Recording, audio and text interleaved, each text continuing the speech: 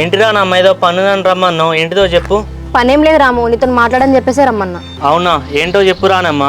రాము, నీకెంత ధైర్యం ఉంటే నువ్వు మా అక్కని లవ్ చేస్తావు? ఏం మాట్లాడతానో దివ్య, నేను రానమ్మని లవ్ చేస్తా. మరేంటి మా అక్క నిన్నే పెళ్లి చేసుకుంటానంట, ఏం చేసినావు మా అక్కని? చెల్లె రాముదేం తప్పులేదని చెప్పినగా, నేనే లవ్ చేసిన రాముని. రానమ్మా, నువ్వు ఈ దివ్యకేందో చెప్పినావు చెప్పు. నువ్వే నాకంటే ఇష్టం లేదని చెప్తానుగా, గిట్లేందుకు చెప్తాను నువ్వు?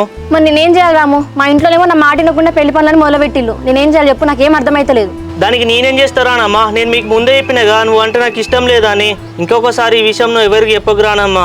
చూడే చెల్లె, రాము గిట్లా చేస్తాండే. నిజంగా నాకు రాము అంటే చాలా ఇష్టమే. రాము చెప్పేది కూడా నిజమే కదా అక్క, రాముకు కూడా ఇష్టం ఉండాలి కదా. రాముకి నేనంటే ఇష్టమే చెల్లె, మొన్న ఇష్టమని చెప్పిండు. ఇప్పుడు ఇంట్లో అన్నని అన్వేష్ భావం చూసి భయపడుతున్నాడు.